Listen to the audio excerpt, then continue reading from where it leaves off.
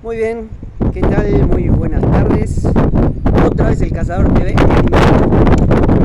vivo. Bien, bien. El viento también, sí, sí, pero seguramente nos va a afectar y nos vamos a poder escuchar muy bien.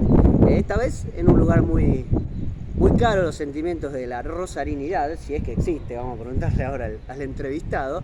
Quizás no se terminen de dar cuenta porque la luz del día nos hacía difícil para dónde enfocar, pero bueno, aquí estamos con uno de los relieves que hay en los laterales del Monumento a la Bandera y me encuentro junto a el licenciado Pablo Suárez, autor de este precioso libro, La ciudad híbrida, historia de Rosario, 1689-2021. Por supuesto, Pablo, permitime, como siempre me aconsejan los que saben de esto, agradecemos a los últimos suscriptores que se han incorporado en las últimas semanas. No dejen de compartir, de suscribirse, de darle me gusta, campanita, todas esas cosas que para estos tiempos son fundamentales. Vamos a estar hablando entonces con Pablo de este libro, como siempre también algunas cuestiones vinculadas a los libros, a la bibliografía y demás, y después una sorpresa para un sector de la ciudad mayoritario, ¿no? Pero un sector, así que ahí vamos a ver si se quedan. La mayoría o recibimos críticas, pero vos sabés que nosotros no tenemos problema, nuestra identificación siempre la mostramos. Bueno, para empezar, antes de meternos de lleno en el libro, solía en su momento ponerme a leer las solapas de los libritos, ¿no? Pablo Suárez es graduado, bla bla bla bla bla, pero ahora me gusta mucho más. ¿Quién es Pablo Suárez? Cuéntele a la audiencia del Cazador TV, ¿quién es Pablo Suárez? Recordemos leer un poquito más fuerte porque quizá hay mucho sonido ambiente. ¿Qué tal? Bueno, muchas gracias por la invitación. Bueno, yo sigo está bueno porque además veo tus programas, así que está bueno engancharme en una saga de gente con la que comparto un universo de cosas en común. Mirá, yo cuando empecé a estudiar historia en el 86 y me recibí en el 2006. 20 años me tomó. Sí, lo hice lentamente. En un momento nunca pensé dedicarme a la historia. Creo que mis dos pasiones en ese momento eran la música y la historia. Pero como venía de una familia muy humilde, muy humilde, nunca pensé que iba a poder vivir de la música o de la historia. Pensé que la cosa era laburar de otra cosa y la música y la historia eran cosas que uno tenía que hacer si le gustaba. Error, jóvenes.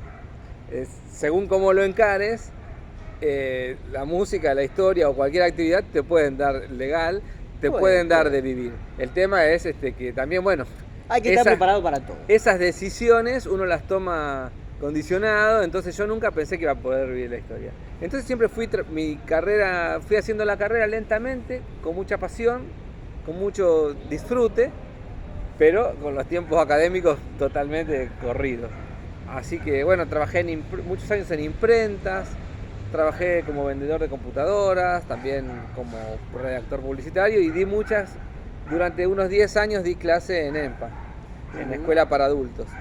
Y quizás ahí eso siempre me marcó como para querer encontrar un punto en común entre la historia, entre lo que a uno le gusta y un público que a veces está interesado en los temas, pero que se aleja cuando encuentra que esas cosas, esos temas que son interesantes, que a uno le apasionan, están contados de una manera propia de especialistas, para decirlo gentilmente. Entonces, con un vocabulario demasiado específico, presuponiendo un montón de data, un montón de conocimiento previo que a veces el lector común no tiene.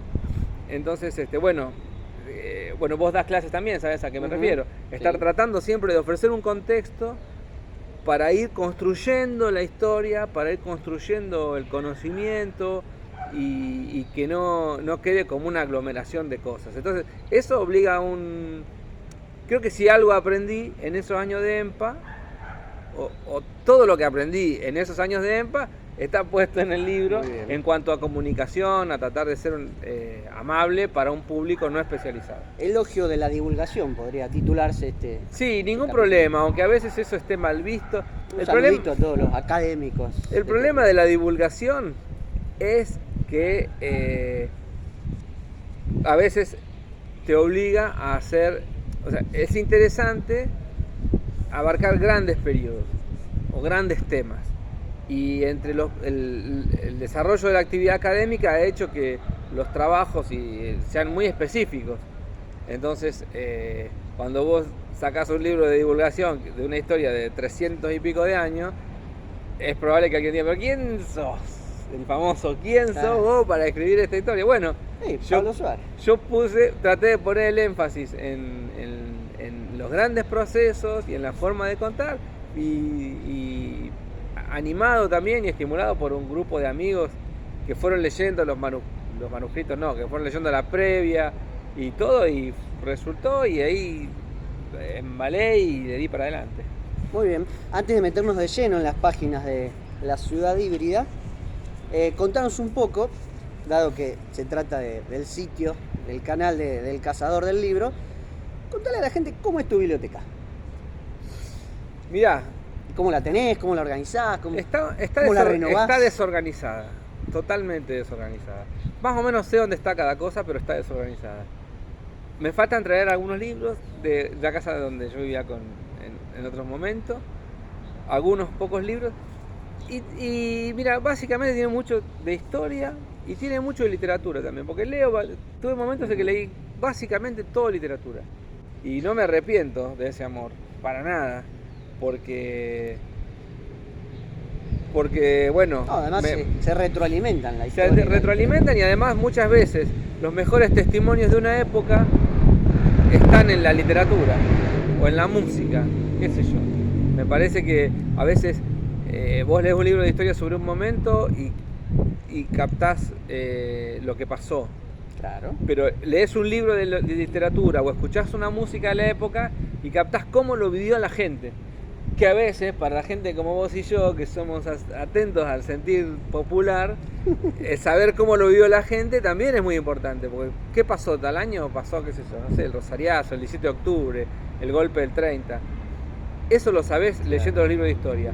Pero leyendo literatura... Para el próximo en que escribas una novela vas a tener datos históricos. Te voy a tirar un centro para que... Leyendo El Uno y la Multitud, de Gálvez, vos tenés una percepción de lo que fue el 17 de octubre importantísima, que quizás está en los libros de historia, sí, pero la percepción que te da ese libro, como Hombres en Soledad, también el libro anterior, saludan los horneros, esos libros dan una excelente percepción de cómo lo vivió la gente. Está bien, vos decís la gente como Gálvez, que eran millonarios, sí, pero también toda la sociedad. En todo caso habría que ver otros registros para ver cómo se vivió. Pero entonces, por eso también tengo mucha literatura en mi biblioteca y los policiales. En una época tuve mi berretín con los policiales. Te vendí uno de policiales hace poco. Dos. ¿Sabés en qué lugar de la biblioteca están los? Esos todavía no pasaron, están como en el freezer.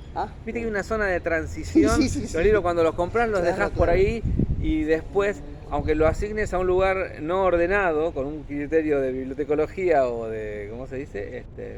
Topográfico, después sí, ya van al estante y ahí ya es otra cosa. Están ahí, uno lo deja ahí, a ver cuándo lo agarro, a ver cuándo tengo tiempo, a ver cuándo puedo. Exacto.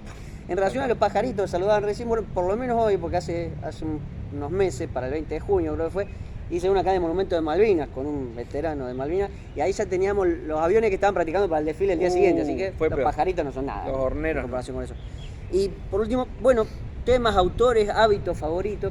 Tengo pendiente, en cualquier momento hago una visita a alguna biblioteca.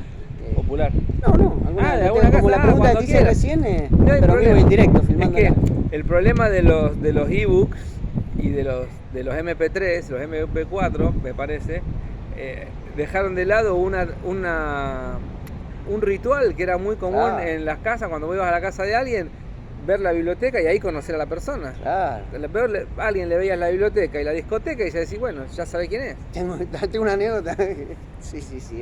Es hasta peligroso, te diría. Y hoy ya para ver qué lee la persona tendrías que entrar a la compu, abrir, ya es una intimidad. Te con muchas cosas. Es un nivel de intimidad con lo que... Bueno, no.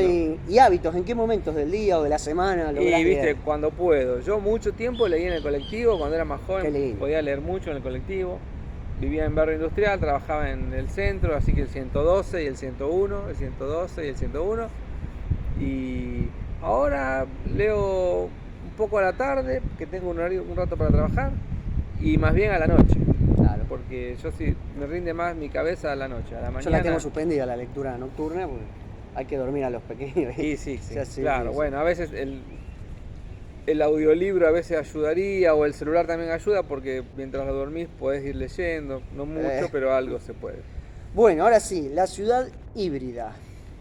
Primer cuestión, yo lo estuve leyendo, no te lo pude terminar, llegué más o menos a las 2/3 partes.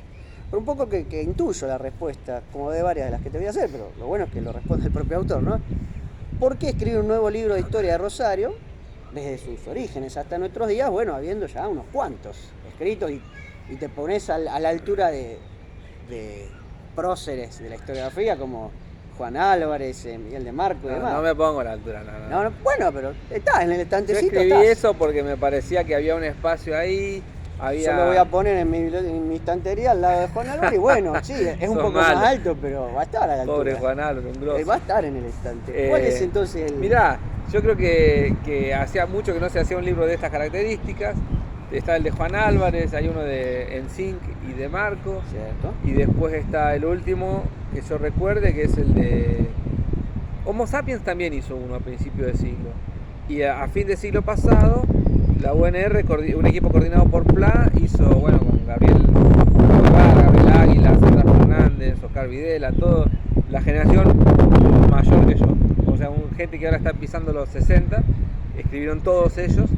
Y bueno, después hubo mucho trabajo específico también. Pero el libro integral, desde aquellos años hasta hoy, o hasta los días en que fue escrito, hay pocos y... Bueno, también los tiempos cambian y me parecía que había que escribir algo con una modalidad, con un modo, con unos modos de escribir más blandos. Los fines del siglo XX y también, bueno, un poco estos últimos 20 años no habían sido abarcados prácticamente, así que... Claro, llenaste de algún modo un vacío. Viste, hechos importantes como fueron los mismos. Vos pensás que el libro de la UNR se escribió en 1999 y ahí 2 años después tenés los saqueos, y ahí los saqueos del 2001 como los del 89 son hechos muy importantes. El problema de cuando los libros de historia quedan desactualizados, que lo vamos a ver después con la enciclopedia, pero claro. Bueno, cosas. Y estuviste muy original con el título, La ciudad híbrida, te metés con toda una cuestión filosófica inclusive. Le mandamos un saludito a nuestro común amigo Marco Misi. Sí, señor. Porque me quiso comprar un libro de filosofía la otra vez sobre Heráclito. Y yo diciéndole, no, Marquito, pero vos sos muy heraclitense, vos necesitas este de Parménides, y en realidad ya lo había vendido. El de Heráclito, tomá, te ofrezco y lo terminó agarrando. Se llevó... va por ese lado, ¿no? Lo de la hibridez, lo de la pureza, ¿cómo sería? El tema es ese, viste, que uno está en la cotidiana hablando con gente que te está aplicando todo el tiempo el canallómetro, el peronómetro, el cosómetro, qué sé yo qué, y te estoy midiendo, buscando un modo perfecto de ser tal cosa, un modo correcto, un modo prescriptivo. Vos tenés que ser canalla es ser así, vestirte así, ponerle a tu hijo Marco, Rubén, Enzo, Aldo, Pedro, Mario, Alberto, y si no, no sos canalla. Y si sos peronista, tenés para tu hijo Facundo, a tu hija Eva, y Juan Domingo, y santificarás el 17 de octubre. Y me parece que no. Vos, hablando con lo que hablábamos antes, no quiere decir que no exista la identidad. Y yo creo que las personas, los grupos sociales y las ciudades, también los países, construyen identidad. Y no es que estoy de acuerdo o no estoy de acuerdo, es así, y me parece que está bien ir identificándose con ciertas cosas y tomar partido por ciertas cosas. Lo que no me parece bien es creer que la identidad es una cosa pura, que no se modifica nunca, que muere como nace y que no recibe y que no puede recibir influencia, y recibir influencias es en detrimento de la identidad. Claro. Y no, recibir influencias puede generar un cambio en tu identidad, pero bueno, justamente es parte de la identidad. Todos los laburos que uno hace, vos me decías antes, ¿cuánto laburo haces? Yo soy abogado, yo soy profesor. Bueno, esa es tu identidad. Y bueno, y sos todo eso. Sí. No quiere decir que no la tengas. Tenés una identidad que te permite desenvolverte en un montón de actividades con soltura. Está muy bien. Y entonces apuntaba un poco eso a chicanear a los que pretenden construir una identidad pura, o belgraniana, o guevarista, o comercial, o portuaria, o narcotraficante, ¿viste? Y ninguna de esas cosas por sí solo es Rosario. Rosario tiene 1000 cosas adentro y y está bueno. Enganchándonos de esto de la hibridez, hay como algunas cuestiones geográficas que la profundizan, ¿no? Dos, por dar algún ejemplo. Buenos Aires, Rosario y Buenos Aires, Santa Fe, ¿no? Claro, ahí tenés... Esto es todo un complejo, porque sí, muchas veces a mitad camino. Sí, bueno, y a mitad de camino y en contra de las dos. Y en contra de las dos, ¿viste? Porque a su vez las identidades tienen eso, reforzando tu identidad muchas veces en detrimento de las otras, o en contra de las otras, o opuestos a los otros. Y bueno, eso puede tener una lista medio problemática si se exacerba algunas rivalidades medio sonzas, pero me parece bien también en algunos puntos plantarse y reconocer qué cosas no estás dispuesto a negociar. Sobre todo con Buenos Aires, por ejemplo, ¿no? O con Santa Fe. A flor de piel en cada capítulo del libro, y yo soy bastante... Esa puja eterna. Sí, y es que todavía está, qué sé yo. Sí. Ayer vine de River. Al día de hoy no tenemos autonomía. Claro, sí. Hoy por hoy no tenemos autonomía. Claro. Decime, algo también que me gustó mucho, el tipo de lenguaje que utilizaste, un lenguaje muy cercano, muy afable, también a veces de ciertos periódicos, llamémosle, ¿no? Para titular, o leo, hasta a veces página 12, llamémosle. ¿En cuánto pudo haber influido, ¿no? Tu rol tu trabajo como publicista a la hora de redactarlo? Y a veces uno como publicista tiene una... en el trabajo de la publicidad, a veces tienen que ser tantas palabras. Sí. Porque no entra, o porque el mensaje tiene que ser compacto y tiene que ser claro, o a veces podés desarrollarlo más. Y bueno, uno desarrolla algunas mañas como para decir las cosas de forma más sintética o forma más larga, según considere que es pertinente. Si es un titular puede ser algo corto y a veces la cosa pide desarrollo porque esto hay que explicar bien de qué va y bueno, si pide desarrollo, dale nomás. Es como el barrilete, ¿viste? Claro. A veces si el viento es controlable le podés dar lejos, pero si está turbulento lo tenés que tener corto porque se te va. Bien. Sí, pero realmente se van a sentir a gusto leyéndolo, es ojalá, un lenguaje llevadero. También mucha estadística y bastante documentación. Y eso tiene su razón de ser, ¿no? Y porque a la gente a veces le gustan las estadísticas. A mí un poco me gustan. A mí a veces me aburren, pero sí, reconozco que... Traté de poner pocas y las fundamentales. Su fundamento. Y claro, por ejemplo, cuando vos decís la ciudad industrial, Rosario es una ciudad industrial. Rosario es una ciudad comercial y de servicios. La gran mayoría, el 50% de la gente que trabaja en Rosario, en blanco, ¿sí? Trabaja en el comercio. Claro, y entonces, estadística mata mito. Y qué sé yo, ¿viste? Y da identidad también, tiene una identidad comercial Rosario. Bueno, digo, esas estadísticas las pongo porque si no seguimos flasheando con una ciudad industrial, todo, y los talleres de Godoy al fondo y de Provincia Unida están todos cerrados, entonces son todas cocheras, cancha de fútbol 5. Mutó mucho también, lo que decíamos antes, hubo una gran mutación. El Gema es el Village, claro. Estexa es el portal. Y los talleres del ferrocarril son el Alto Rosario. Bueno, ahí te queda claro, eran entre Gema, Estexa y los talleres del ferrocarril trabajarían, no sé, 5.000 personas, ponele. Y ahora no sé cuántas trabajan, pero trabajan vendiendo.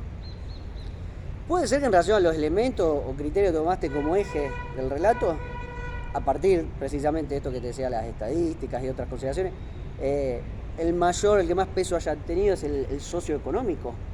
Y aquí también radicaría una originalidad de tu obra. Y me pareció que era un eje, ¿viste? Me pareció que... yo uso un ejemplo ahí que no sé si está bien o no, pero me sirvió. Cuando vos decís, hice una obra en el comedor. Cambié el comedor de mi casa. Listo, ¿qué hiciste? Y cambié, abrí una puerta, abrí una ventana, cambié el piso. Cuando vos cambiaste el comedor, mientras cambiabas el comedor, cambió toda tu casa. Porque cuando vos haces una obra, cambia todo. Pusiste en el patio arena, los albañiles trabajaban ahí, se llenó como pusiste yeso en el comedor, había andamios, arena, yeso, entrada y salida de mercadería, había arena, los que tuvimos obras sabemos, arena en toda la casa, no podías comer en el comedor, comías en otro lado, o sea, tu casa toda se transformó. Pero vos contás el cambio en el comedor, porque es lo que querés contar y es porque es el cambio que te parece que fue más importante. El cambio en el patio fue temporal, tuvo arena unos meses y cemento, pero después se te rompieron todas las plantas, pero después cuando sacaste todo volvió más o menos a la normalidad. El que sí quedó cambiado fue el comedor. En ese sentido, creo que a veces traté de elegir el punto que más estaba cambiando en ese momento y que me servía para explicar lo que estaba pasando en otros aspectos. Entonces a veces puse un poco más hincapié quizás en la cultura en algunos momentos, pero sí, creo que lo socioeconómico es determinante en muchos aspectos para la configuración de la ciudad y para la vida de la gente. Entonces le mandé por ahí nomás. Y enganchándolo con eso, más allá de una mención y un cierto desarrollo que haces a un cierto panteón urbano que ha tenido nuestra ciudad, pero creo que percibir una mayor referencia a lo colectivo que a lo individual. ¿Decís? Sí, sin duda. Porque creo que por una cuestión filosófica, si querés, o ideológica,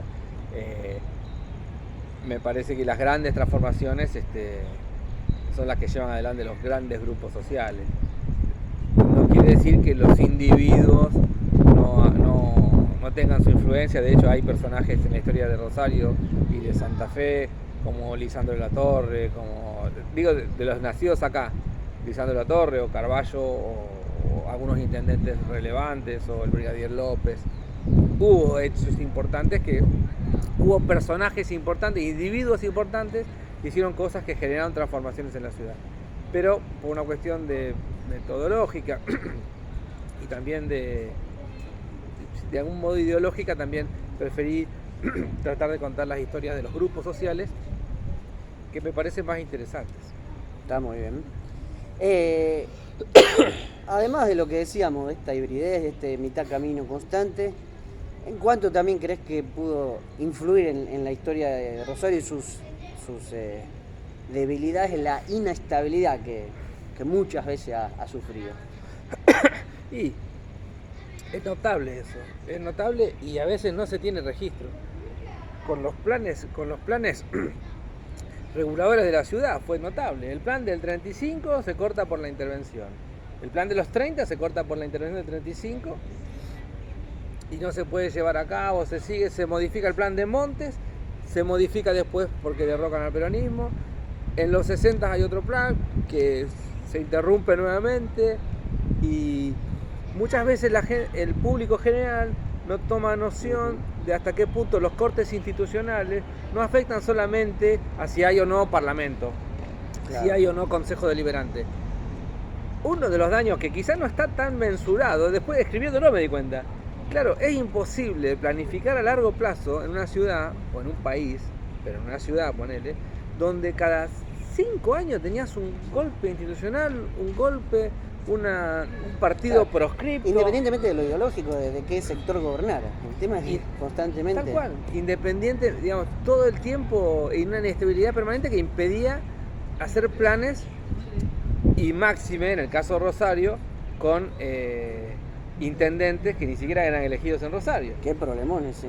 Que eran el fusible y de cualquier problema que había con la política interna saltaba el intendente. Entonces tenemos que, por ejemplo, durante los 10 años del peronismo, del primer peronismo, hubo 10 intendentes en Rosario. Demasiado. Imposible, con unos meses, en un año vos recién te estás familiarizando con algo tan complejo como es una municipalidad como la de Rosario, y ya cuando te estás familiarizando ya te tenés que ir. En muchos casos por problemas políticos que tenían que ver con la relación entre Rosario y Santa Fe, además, aclaremos, ¿no? Uh-huh. Bien, veo los capítulos. Has puesto títulos a los subcapítulos, no a cada capítulo. Y se nota mucho esto de, quizás no te indican tanto la época, pero sí la metáfora. Ahí se te nota la identidad de y aparte son todas ¿no? canciones de artistas rosarinos. Exactamente, por ejemplo, Tratando de Crecer, Encuentro por Acá, bueno, un montón, versos a Susana y así constantemente. Muy, muy buena esa también beta. Pero preguntarte cuál fue el capítulo o o el periodo que más te gustó, que más cómodo te sentiste o que más lo disfrutaste al escribirlo? Y en principio te diría que fueron algunos de los años del peronismo, porque sabía muy poco. Entonces aprendí mucho sobre eso, ¿no?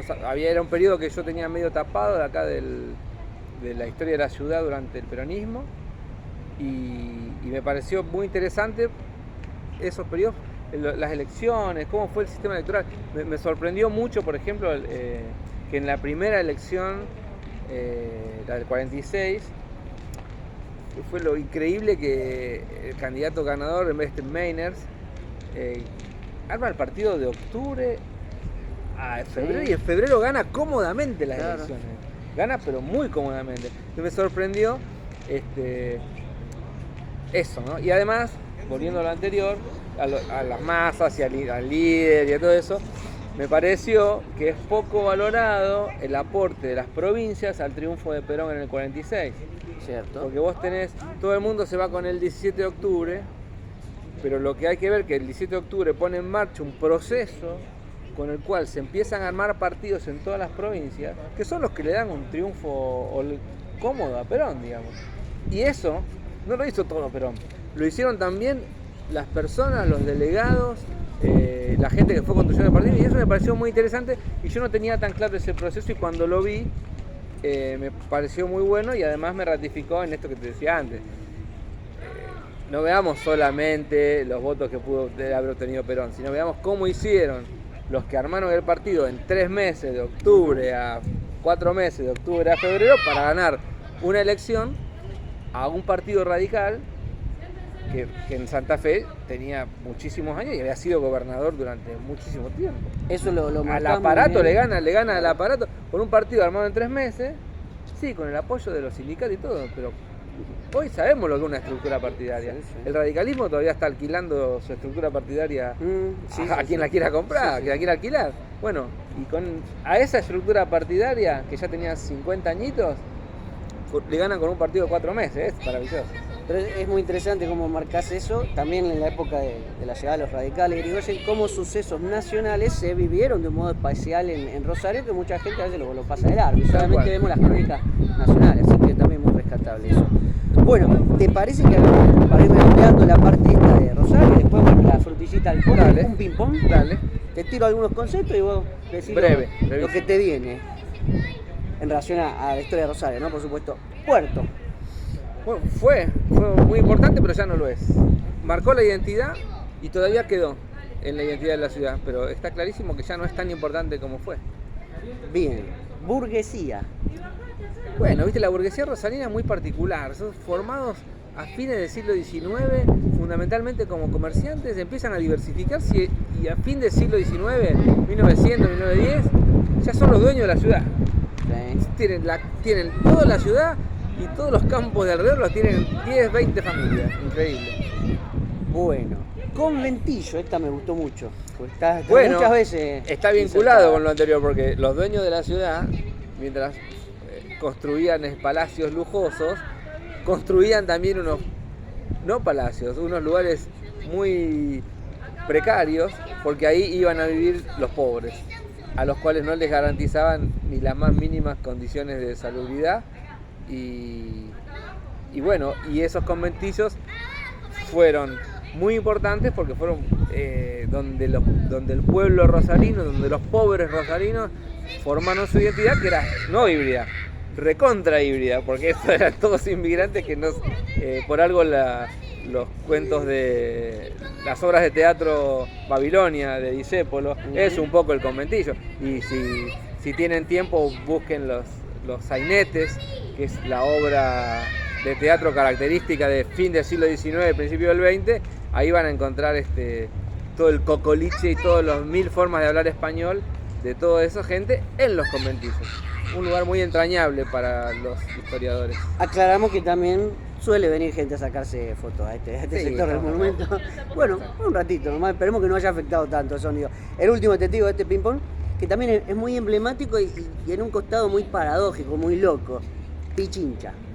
Bueno, ahí hay un tema re picante, ¿viste? Porque Pichincha era un lugar de prostitución drogas, trata de blancas, bueno, vinculada a la prostitución y negocios extorsivos e ilegales. Un infierno para los que lo sufrieron. Sin embargo, el paso del tiempo ha romantizado Pichincha y lo ha convertido en un lugar pintoresco, místico, y me parece que tendríamos que revisar un poco esa idea, porque fue realmente, para los que vivieron en ese momento, fue una época, a los que sufrieron en ese momento. Las consecuencias de eso, de esa economía de la ilegalidad, puede haber sido muy mala vida para esa gente. Claro, no sé si quizás me perdí con los chicos de salvar la foto, pero como si hoy en día recordaran dentro de 30, 50 años con cierta picardía o hasta afectividad a los monos. Y viste, hay lugares, yo no lo tendría que chequearlo, pero es fácil. Si lo están viendo esto por internet, pueden abrir otra pantalla y después, cuando termine la entrevista, busquen los tours de Capone en Chicago. Claro. Dicen que existen tours, guías turísticas donde te dicen acá vivía el Capone, acá vivía, qué sé yo, toda la mafia. O sea, no es un fenómeno original nuestro, pero no, sí muy loco. Pero sí está romantizado y es de alguna manera, y ahí volviendo a lo anterior, o si va a Medellín, Pablo Escobar. Es parte de la identidad de la ciudad. Pichincha es parte, y con toda la tragedia humana que significó para muchas personas Pichincha en los 30, es parte de nuestra identidad, porque es parte de nuestra historia. Como será parte de los monos de nuestra historia y es parte de nuestra identidad hoy. Hay que ver qué se hace con eso, porque a su vez, como decíamos, hay cosas que nos identifican, pero que no nos enorgullecen. Preferimos dejarla en el ropero. Claro, Central se fue a la B 4 veces. ¿Nos identifica? Sí.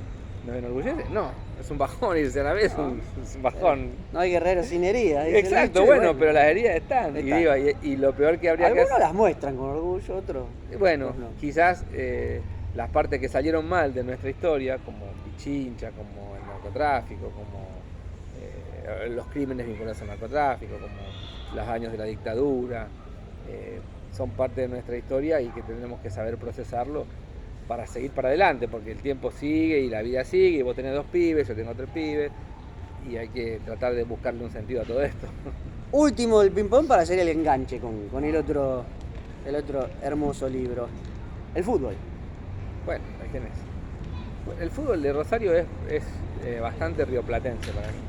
Eso es un aspecto de la rioplatensidad de Rosario. El tango, la música y el fútbol es...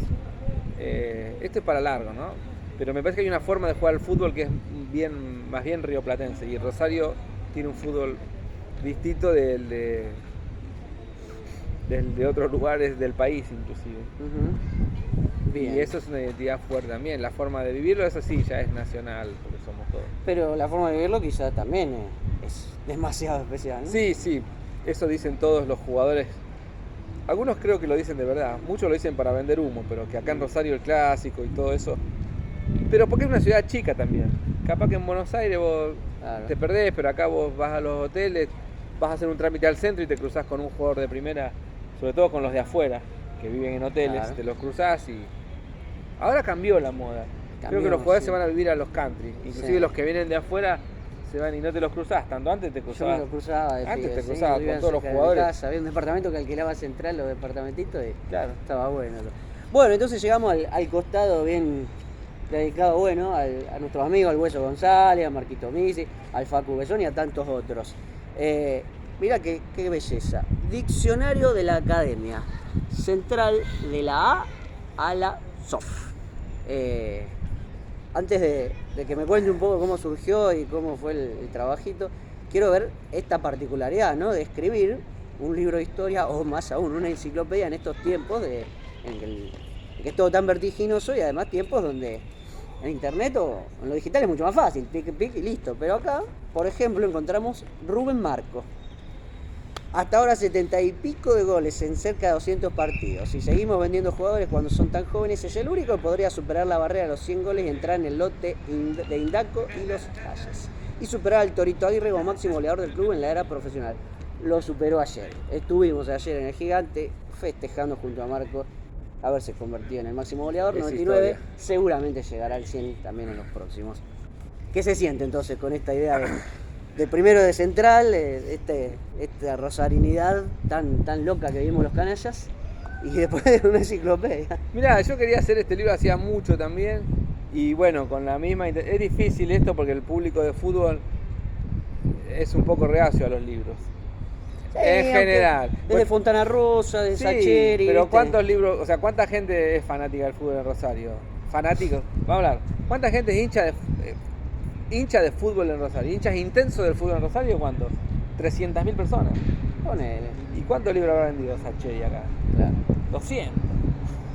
Entonces, ratifico mi estadística. No es un prejuicio, es una estadística. Yo organicé algunas actividades vinculadas a la literatura y al fútbol y todo, y me fue pésimo. Claro. Y este libro hice una tirada chica que lo hice para darme un gusto nomás. Ajá. Y bueno. ¿Hay ejemplares todavía de disposición por si los clientes del cazador ya ese quieren? se agotó. Así bueno. que... O sea, soy un privilegiado. Sí, fue de los últimos, fue de los últimos. Y ahora estamos pensando hacer una segunda edición. Hacer una actualización, así ponemos los 100 goles de Marco. Claro, y aparte quedó... Ese libro salió en junio del 18 y ahí en noviembre ganamos la Copa Argentina. Así que ahí nomás también por eso caducó, pero bueno, la prioridad la tuvo el de... Aparte fue cábala, porque yo saqué el libro y salió campeón central. Bueno, dale. Así que metete otro, lo tengo que hacer. Metemos una sudamericana. Lo tengo que hacer, aunque sea por eso. ¿Cuál fue el espíritu del libro? Porque veo dentro de todas las letras... Divertirme. Algunas que fueron muy risueñas, muy locas, muy personales. Eso fue divertido. Le hice como que se me cantaron las ganas, cómo se me cantaron las ganas. Le hice caso a un par de... tomé en cuenta un par de consejos, pero después hice lo que se me cantaron las ganas. Claro. En el libro de Rosario estuve mucho más atento a lo que me dijeron. ¿Cuál es la primera definición? Que es fuerte, algunos se van a enojar. La primera palabra que aparece en la enciclopedia es abandonar. Pero es por orden alfabético, claro. Porque la A y la B larga y la A de vuelta era imposible. Está bien. Era imposible de zafar. Bueno, acá aparece Canayamán, un saludo al amigo Noque. Claro. Alguna vez le vamos a hacer una para el Cazador TV, pero bueno, estaba esperando que escriba su libro. Lo prometió, lo prometió. ¿Y cómo fue el proceso? ¿Te divertiste? Mira, ese libro estuve 1000 años, porque yo tenía una culpa medio tonta al respecto. Me parecía que era un género muy menor. Después se me pasó. Un género muy menor el libro de Central. Porque yo entiendo que el fútbol es una pasión muy fuerte y entiendo que el fútbol desata pasiones muy tontas a veces. Uno es muy tonto. Dice que el hombre cuando se enamora se pone tonto. Bueno, el hombre cuando es hincha de fútbol es tonto. O es más tonto en mi caso, que ya arranco con un pisito. Entonces, digo, un libro de fútbol me hacía un poco de ruido. Me parecía que era exacerbar en mí una pasión que yo vivía con cierta culpa. Claro. Y dije, bueno, es así. Y tiene que ver con lo de la identidad que hablabas antes. Es mi identidad, a mí me gusta escribir y me gusta Central y me gusta hacer chistes sobre fútbol. De hecho, yo tengo un grupo de WhatsApp donde todo el tiempo estamos hablando de fútbol y de Central, básicamente, o de fútbol en general. Entonces me pareció que había que darle cauce a eso y que la vida es una sola. Quizás justo también se me había muerto mi viejo y se me había muerto un amigo con el que yo había compartido mucha cancha, había ido un amigo mayor también. Y también me dio esa sensación de que las cosas hay que hacerlas. Por eso también hice el libro de Rosario. ¿Tenés la idea? ¿Tenés la posibilidad de los medios? Sí, hacelo. Sí.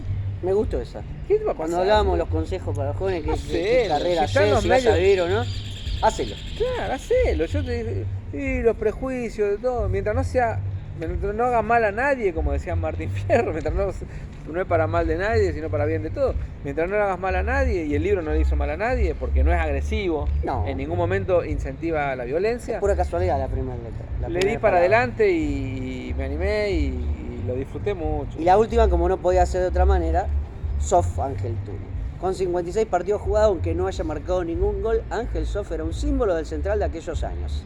En esa época no era Don Ángel, alguna vez tiene que haber sido joven, pero lo que fue después, ¿no? Como un grande. El otro día se cumplió un nuevo aniversario de una gran persona, qué sé yo, esos tipos de antes a la antigua con las cosas buenas de la antigua. Bueno, ¿la disfrutó? Muy bueno, ¿Te pasó bien? He disfrutado mucho, muy bueno. Cualquier cosa, diálogo. Si el nene que se ponía caprichoso quería salir en otro lado de la foto, lo subtitulamos. Llamamos a un técnico para que lo purifique de esas cosas o lo subtitulamos. Es así. Bueno, un gusto. Bueno, muchísimas gracias, Cazador, y te seguiremos por YouTube. ¿Cómo no? Será hasta cualquier momento. Muchas gracias.